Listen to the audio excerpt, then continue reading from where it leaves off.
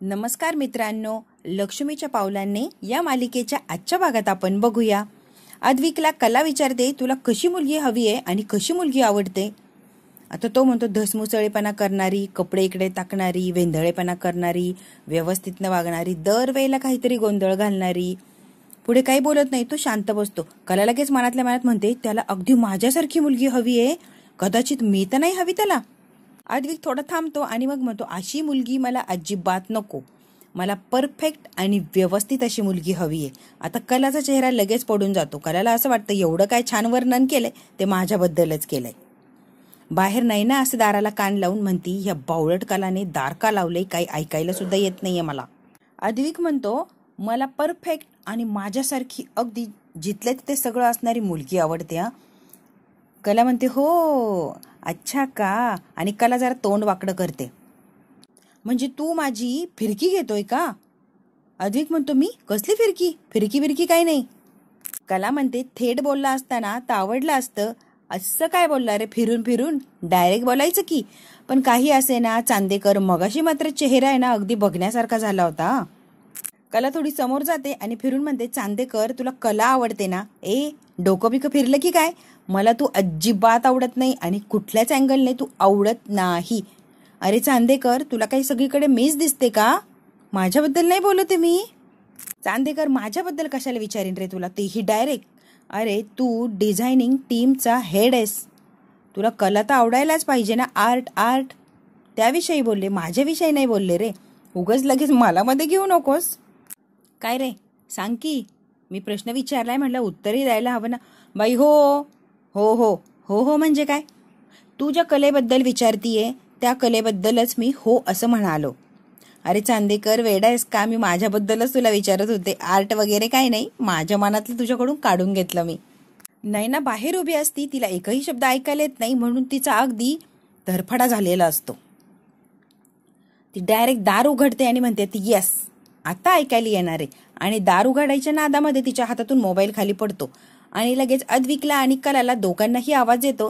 त्यांच्या लक्षात येतं, दाराच्या बाहेर कोणीतरी आहे आणि आमचं बोलणं चोरून ऐकतंय. आता मात्र नैना घाबरलेली असते. जसा आवाज येतो तशी कला लगेच दाराकडे यायला निघते. कला दार उघडते तोपर्यंत नैना पळून गेलेली असते आणि अद्विक येतो आणि म्हणतो, ओ डिटेक्टिव्ह खरे, जाऊ द्या मला बाहेर. आणि आता अद्विकही बाहेर निघून गेलेला असतो. कला मात्र हसते आणि दारात विचार करतच उभी राहिलेली असते. इकडे नैना धावत धावत अगदी दम टाकत आलेली असते. रोहिणी म्हणते, काय ग, युद्ध वगैरे जिंकून आली की काय.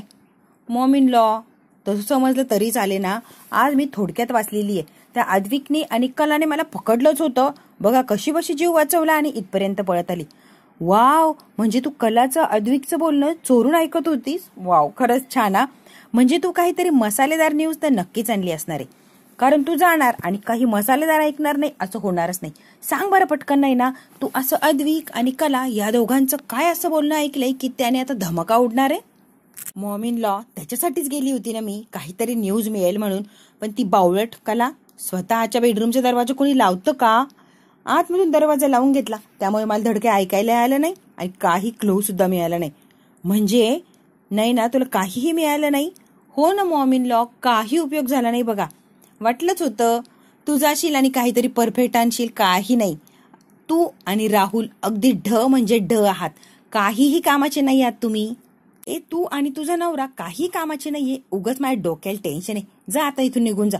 मॉम इन लॉ, अगदीच असं काही नाही या की मी आणि माझा नवरा तुमच्या डोक्याला टेन्शन आहे. थोडी तरी काहीतरी न्यूज आहे की. मगाशी ती कला आहे ना, देवघरात बसली होती आणि देवाचे आभार मानत होती आणि म्हणते, देवा खरंच तुझे आभारी आहे, खरंच की तू मला संकेत दिलाय. आता संकेत वगैरे कशाबद्दल काय बोलते काय माहित नाही, पण देवाचे आभार मानले की कलाला काहीतरी संकेत मिळालाय. आणि हे बघा, संकेत मिळालाय म्हणजे काहीतरी कलाच्या बाजूने पॉझिटिव्ह असं झालंय, म्हणूनच ती देवाचे आभार मानत होती ना. मॉम इन लॉ, रोहिणीला काही एक इंटरेस्ट नसतो नैनाचे हे अर्धवट बोलणं ऐकण्यात, कारण काही संदर्भही लागत नसतो आणि कला कशाबद्दल म्हणली हेही हिला नीटसं माहिती नसतं, त्यामुळे रोहिणी अगदी शांत बसलेली असते. नैनाला रोहिणी म्हणते, मूर्ख, हे सगळं मी तुला सांगितलंय, आता तू परत येऊन मला सांगतेय का. अगं मूर्ख कुठची, याच्या पुढची इन्फॉर्मेशन काढायला लावली होती, पण काहीच नाही, आली तोंड घेऊन, काही न सांगता काही न कळता. Sorry mom in law. Naina म्हणते, बघा मी काहीतरी होतंय का, काहीतरी मिळतंय का बघते. आणि आता नैना बाहेर गेलेली असते. रोहिणी म्हणते मूर्ख कुठलची नॉनसेन्स, हिच्याकडनं जराशी अपेक्षा ठेवली होती पण नाही, त्या राहुल बरोबर राहून राहुल सारखीच बावळट झालीये, काही अपेक्षा ठेवणं चुकीचा गैरसमज आहे. इकडे कला खूप सुंदर तयार झालेली असते, इतकी गोड दिसत असते. आता डान्स असतो आणि दोघांना एकत्र परफॉर्मन्स करायचा आहे म्हटल्यावर कलाला जास्त सुंदर तर दिसायलाच पाहिजे, कारण शेवटी अद्विक सोबत डान्स आहे तिचा. ती खूप छान तयार झालेली असते आणि आरशामध्ये स्वतःला बघते आणि गालातल्या गालात हसत असते. कला स्वतःच्या जोडीचं सगळे लोक कौतुक करतात. ते कौतुक तिला मागची जे कौतुक केलेलं असतं सगळे काही क्षण आठवत असतात. संगीता म्हणते किती गोड दिसताय दोघं आणि एकत्र तर त्याहूनही छान दिसताय, खरंच तुम्हाला कोणाची नजर नाही लागू. सगळं कलाला आठवत असतं आणि कला आरशात बघते आणि स्वतःलाच हसत असते. आजीने कलाचा आणि अद्विकचा हात एकमेकांच्या हातात दिलेला असतो आणि अस्सल हिरा आहे हिरा, जप त्याला. सगळे काही क्षण कलाला आठवत असतात अगदी स्पष्ट. अद्विकही खूप छान तयार झालेला असतो, अद्विकही छान दिसत असतो. अद्विक आता बेडरूम मध्ये आलेला असतो आणि कला त्याच्याकडे एकटक बघत असते नेहमीसारखं. अद्विकला आता फोन आलाय. चांदेकर काहीतरी फोनवर बोलत असतं महत्वाचं. कला म्हणते अरे चांदेकर, तो म्हणतो छान, खूप छान. त्या फोनवर माणूस म्हणतो काय, तुम्हाला नाही म्हटलं सर, मी इकडे बोलतोय. आणि आता फोन झालेला असतो. कला म्हणते अरे चांदेकर, मला फक्त एवढं हुक्क लावून द्यायचं होतं. अगं हो देतोय लावून, थांब जरा. अद्विकचं काहीतरी काम चालू असतं, कुणाला तरी कसले फोटो पाठवायचे असतात. लॅपटॉपवर काम करता करता हिच्या गळ्यातलं त्याने घालून दिलेलं असतं आणि गळ्यातलं घालता घालता एकटक तो आरशात तिला बघतही थांबलेला असतो. पटकन सावरतो आणि म्हणतो ठीक आहे का, अजून काही हवंय का तुला. ती म्हणते नाही थँक्यू, एवढंच होतं. आणि कला मात्र इतकी रोमॅन्टिक झालेली असते, इतकं काही वेगळं फिलिंग आलेलं असतं की ती खूप स्वतःला वेगळंच इमॅजिन करत असते आणि सारखं त्या अद्विकला बघत असते. अद्विक आता फोनवर बोलतो आणि त्यांना म्हणतो पाठवलीत फोटो, जरा बघा तुम्ही आणि चेक केला की परत मला एक मेसेज करा. अद्विक आता फोनवर बोलत बोलत बाहेर गेलेला असतो. कला इतकी हसते, इतकी आनंदी असते. कला आरशात बघते आणि स्वतःच लाजत असते. ती म्हणते अंबाबाई, ती लिहिलेल्या बोर्डकडे बघते आणि म्हणते अंबाबाई बघितलं का, समानता भिन्नता आमच्या दोघांमध्ये असं काही राहिलेलं नाहीये, सगळं काही समान झालंय. त्यामुळे आमच्यामध्ये निवड आवड असं काही राहिलेलं नाहीये, आम्ही दोघंही इक्वल झालो. बरोबर आहे ना ग देवी आई. कला अंबाबाईला हात जोडते. सगळ्या प्रवासात तू माझ्या सोबत राहा ग अंबाबाई, तू असली ना की सगळं व्यवस्थित आणि सुरळीत होतं. आणि आता ती कार्यक्रमात खाली यायला निघलेली असते. खाली कार्यक्रमाची तयारी मस्त झालेली असती. सगळी पाहुणे मंडळी आलेली असतात आणि घरचे लोकही खूप छान तयार झालेले असतात. संगीत म्हटल्यावर तयार तर व्हायलाच हवं. संगीता आणि दिनकरही आलेले असतात. आबा म्हणतात वा वा वा, उशीर का झाला. दिनकर म्हणतो थोडंसं काम होतं ना आबा, म्हणून उशीर झाला. आता संगीता लगेच काजूच्या जवळ जाते. काजल, काही टेन्शन घेऊ नको आणि अगदी छान व्यवस्थित राहा बाळा, तुझ्या आयुष्यात सगळं छान आणि गोड गोड असं होणार आहे, त्यामुळे उगाच काळजी करून डोक्याला टेन्शन घेऊ नको. ती काजल तिला असं डोक्याने हो असं म्हणते आणि शांत बसते. काजल अगं कला दिसत नाहीये. तितक्यात कला खाली आलेली असते आणि कला इकडे तिकडे बघत असते. आबा बसलेले असतात. अरे अद्विक बघ, ती कला आलीये, तिचीच वाट बघतोय ना तू. अद्विकचा गोंधळ उडून जातो. नाही हा काही बोलता येत नाही आणि हसतो. आबाही असतात आणि अद्विकही हसायला लागलेला असतो. तिकडे संगीता कलाला हात करते, इकडे येत. आणि आता संगीताकडे कला चाललेली असते. कला आता जवळ आलेली असते. आजोबा आई आलीये, तिला भेटते मग तुमच्याकडे येते. बाबा म्हणतात हो. आई कशी आहेस तू. मी बरी आहे, तू कशी आहे. मी छान आहे आई. हे बघ आता तुला एक गोष्ट सांगतेय, मी सांगते म्हणजे विनंती करते ग बाई तुला मी. संगीता म्हणते कलाला तुझ्या संसारामध्ये विघ्न येईल किंवा काही अडचण येईल असं काही वागू नको आणि असं काही बोलूही नको ग बाई. आता कसं झालंय, दूध गरम आहे म्हणून ताक आणि दही दोघंही आपल्याला फुंकर मारून प्यायला लागणार आहे. त्यामुळे तुझ्या संसारात इतकी हळूवार व्यवस्थित वाग की समोरच्याला काही बोलायचा चान्सच देऊ नको. ह्या दोघी बोलत असतात तोपर्यंत काजलचं सगळं लक्ष सोहमकडे असतं. सोहम अनामिकाशी बोलत असतो आणि तसं तसं काजलला त्रास होत असतो. हे बघ भांड्याला भांडं लागन, घरात वाद होतील, तुमच्यामध्ये अजून काही गैरसमज होतील, प्लीज असं काही वागू नको ग कला. आई असं का बोलतीये. हे बघ काय नाही, मी सहज म्हणतीये आणि आईची काळजी म्हणून तू प्लीज याच्यावर लक्ष देशील. हो आई तू म्हणतीये अगदी तसंच वागणार आहे, पण हे बघ तू काळजी सोड बरं आता. कला म्हणते आई आता सगळं छान आणि मस्त होणार असंच वाटायला लागलंय. हे बघ तसं नाही बाळा, कितीही राग येऊ दे, कितीही तुला टेन्शन येऊ दे, पण स्वतःच्या रागावर मात्र तू ताबा ठेवा. तुझा ताबा सुटला की बघ सगळं काही बिघडून जाणार आहे. त्यामुळे कला किती राग आला तरी व्यवस्थित आणि तोंड सांभाळून बोल ग बाई. संगीताने अक्षरशः विनंती केलेली असते कलाला, काही झालं तरी बोलू नको आणि रागामध्ये काही वेगळं करायला जाऊ नको. कला म्हणते आई आता तू बस, मी जरा पुढे जाऊन बसते. आणि काजल चल ग तू सुद्धा समोर. इकडे मात्र आता इकडे मात्र रजनीने आता सूत्रसंचालनाची जबाबदारी घेतलेली असते आणि ते आता सूत्रसंचालन करण्यासाठी सुरुवात करते. आता कला जागेवर येऊन बसते आणि संगीतालाही बसायला लावते. रजनी आता माईकवर बोलायला तर लागते, पण तिला भीती वाटत असते. ती म्हणते वाटतं तेवढं सोपं नाही आहे, एवढ्या लोकांसोबत समोर माईक बरोबर माईक असताना बोलणं अवघड आहे. नॉर्मल बोलणं वेगळं आणि माईक घेऊन सगळ्यांसमोर बोलणं जरा कठीणच रे बाबा. मला वाटलं होतं मी सहज बोलेल, पण आता खूप दिवस झाले माझी सवय सुटली आहे. आता रजनी थांबून थोडा विचार करायला लागलेली असते. रजनी थोडी घाबरलेली असते, गोंधळलेली असते. आबा म्हणता रजनी बिंदास बोल, तुझ्या लेकाचं लगीन आहे. सरोज म्हणते रजनी पूर्वीचे दिवस आठव ग, बिंदास कर, सगळं काही तुला आठवेल आणि छान करशील तू. हो वहिनी तसंच करते.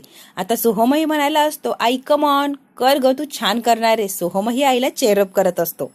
कला अद्विकला म्हणते अरे मला असं वाटतंय की रजनी मॅडमला खूप टेन्शन आलंय आणि त्या खूप गोंधळून गेल्या. अगं हो मलाही तेच वाटतंय की ती घाबरलीये, म्हणून आपण त्यांच्याशी बोलायचं का. अद्विक म्हणतो हो चल की आपण दोघं जाऊया, म्हणजे तिला थोडासा कॉन्फिडन्स येईल. रजनीला अद्विक आणि कला जरा बाजूला घेतात आणि म्हणतात काय चाललंय. अरे हे बघा तुम्हाला सांगू का, मला इतकं टेन्शन आले ना, मला काही सुचत नाही आणि शब्द तर अजिबातच कळत नाहीये काय बोलायचं. काकी काय टेन्शन घेतीये तू.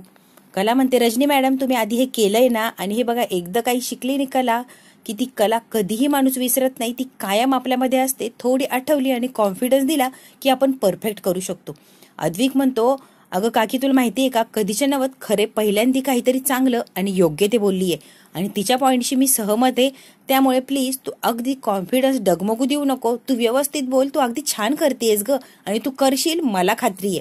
आता कला आणि अद्विक तिची हिंमत वाढवत असतात आणि तिला चेअरअप करतात. तू कर आणि तू करू शकतेस काकी, तू करशील ग, आधीचा आठव, तू करशील म्हणजे करशील, तुझ्याकडे अनुभव आहे ना, मग तू का घाबरतीये, जरा कॉन्फिडन्स आण स्वतःमध्ये, तू करशील आम्हाला खात्री आहे ना. हो तुम्ही आला ना दोघं आणि माझा आता कॉन्फिडन्स वाढवलाय, आता मलाही कॉन्फिडन्स आलाय आणि मीही आता उत्तम करण्याचा प्रयत्न करणार. अद्विक आणि कला खरंच थँक्स हा. आता रजनी फुल कॉन्फिडन्सनी तिचे काय काम दिलंय ते करत असते आणि सगळे टाळ्या वाजवत असतात आणि ते चेअरअप करत असतात. तिला एक वेगळाच कॉन्फिडन्स आलेला असतो. नव्या उमेदीने ती करत असते सगळं आणि सगळे टाळ्या वाजवत असतात आणि आनंदही व्यक्त करत असतात. त्यामुळे तिला कळतं की आपण बरोबर करतोय आणि ती अगदी छानच सूत्रसंचालन करत असते. इकडे कलाला मात्र जास्तच आनंद होतो. बघितलं का रे चांदेकर, आपण दोघांनी करून दाखवलंय आणि आपण दोघं एकच आहे हे सुद्धा कळालं. आपल्या दोघांचे विचार किती जुळतात रे. म्हणजे काय, तुला काय म्हणायचंय. अरे चांदेकर असं काय करतोय, येड्यात काढू नको आणि विचार सारखे असं काय म्हणू नका. दोघांना वाटत होतं तिने करावं, पण सांगण्याची पद्धत वेगळी होती, अगदीच काय सेम नव्हती. त्यामुळे उगाच दोघं आपण एक विचार आहे, सिमिलर आहे, काहीही कुठे जोडायला जाऊ नको. कळतंय का तुला, जरा शांत बस आणि परत ती गोष्ट रिपीट करू नका. कला हसत असते आणि चांदेकरकडे बघते. हा चिडलेलाही असतो आणि मान्य करायला तयार नसतो की जे आहे ते खरंच इक्वल आहे. कला म्हणते बोलण्यात जरी फरक असला त्यामागचा उद्देश आणि विचार मात्र एकच होता. काय ग परत तेच लावलंय, तुला कळत नाही की एकदा सांगितलेलं. कला म्हणते कसला क्यूट आहे रे तू, काही केलं तरी क्यूटच दिसतो आणि त्याचा गाल ओढते. तो म्हणतो हो मला माहिती आहे मी क्यूटच आहे आणि आता तिच्यापासून जरा लांब जाऊन बसतो आणि कला त्याच्या तिथेच उभी असते सरोजच्या पाठीमागे. कलाही येते आणि बरोबर अद्विकच्या जवळ येऊन बसते. आता हे मात्र सरोजनी बघितलेलं असतं आणि सरोजला कलाचा किती राग येतो हे नवीने सांगायला नको. कलाने अद्विकने असा कॉन्फिडन्स दिलेला असतो की इतकी परफेक्ट आणि व्यवस्थित ती अँकरिंग करत असते आणि फुल कॉन्फिडन्सही आलेला असतो. आता चला जास्त प्रस्तावना नाही मांडत किंवा तुमचा वेळही घेत नाही, थेट आपण कार्यक्रमाला सुरुवात करूया. आता आहे ना इथे चांदेकराच्या घराण्यातला सगळ्यात मोठा मुलगा अद्विक आणि त्याची अर्धांगिनी कला, दोघांचा डान्स होणार आहे आणि सगळ्यांनी तो एन्जॉय करावा. अगदी उत्तम डान्स करणार यात काही शंकाच नाहीये. सगळे अद्विकला आणि कलाला इतकं चेअरअप करत असतात, सगळे नाव घेतात चला आता होऊन जाऊ द्या आणि एकदम भन्नाट डान्स होऊ द्या. कला लगेच अद्विकला खुणवते, अरे अर्धांगिनी आहे मी तुझी, काय म्हटलं आता बघितलं ना मॅम. कला आणि अद्विकचं इतकं छान गाणं चाललेलं असतं आणि त्यांनी डान्सही खूप छान करत असतात. कलाला मात्र सगळे काही क्षण आठवत असतात. अद्विकनी तिला गुडघ्यावर बसून कशी रिंग घातली, कसा डान्स केला, सगळे काही गोड क्षण आठवत असतात.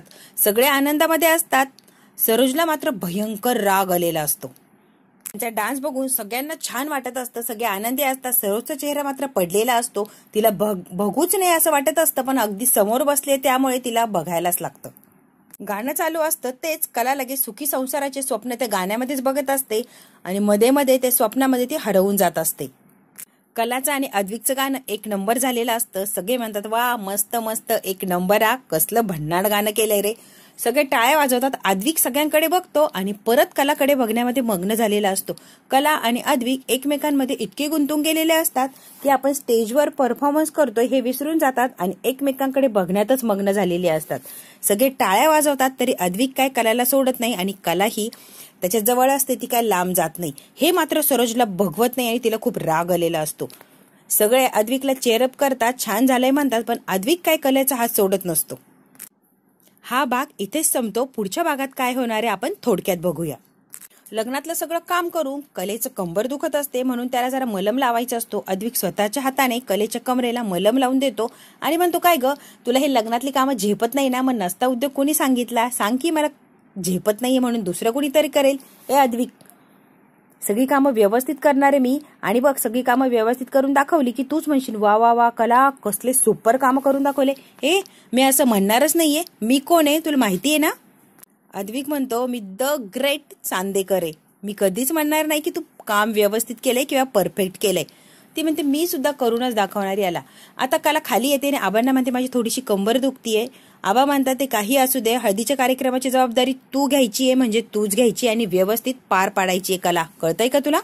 कला म्हणते आता मीच हळदीचा कार्यक्रम सगळा काय ऍडजस्ट करणार. अद्विक म्हणतो असू दे, जमत नाही ना करायला जाऊ नको बळच. मी म्हटली आहे ना चांदेकर मी करणार म्हणजे मीच करणार, आता मात्र काही बोलू नको. इकडे नैना आणि रोहिणी बोलत असतात. त्या कलाचं आणि काजलचं काय खुसूर चालू असतं ना त्यांचं त्यांनाच माहिती. नैना म्हणते असं जर असेल ना तर ह्याच गोष्टीला घेऊन कशी वाट लावते ना बघा आणि घरात कसं वादळ आणते ना. कला आणि काजल नेमकी काय बोलते हे आपल्याला सगळ्यांसमोर त्यांना सांगायलाच लागणार, कारण मी स्वतः या गोष्टीचं भांडवल करणार आणि घरात कसं वादळ आणते ना तुम्ही बघतच राहा. मॉम इन लॉ तुम्ही टेन्शन घेऊ नका, जिथे नैना असते ना तिथं सगळं काही नॉर्मल असतं. आणि बघा आता काजलचं आणि कलाचं बोलणं कसं काय करते आणि घरात किती मोठं भांडण आणि वादळ सोबतच आणते, बघतच राहा. आता नैना आणि रोहिणी मिळून काय करतात आणि कलाच्या आयुष्यात कसं वादळ आणतात आणि यामुळे अद्विकच्या आणि तिच्या आयुष्यावर तिच्या संसारावर काही परिणाम होणार का, किंवा इतकं छान चाललंय दोघांमध्ये परत पहिल्यासारखं भांडण होणार आणि ते वेगळं होण्याचा प्रयत्न करणार का, हे बघायला मात्र आपल्याला जास्तच गंमत येणार आहे. ते आपल्याला उद्या बघायला मिळेल. हा भाग इथेच संपतो. व्हिडिओ आवडल्यास लाईक शेअर सबस्क्राईब नक्की करा.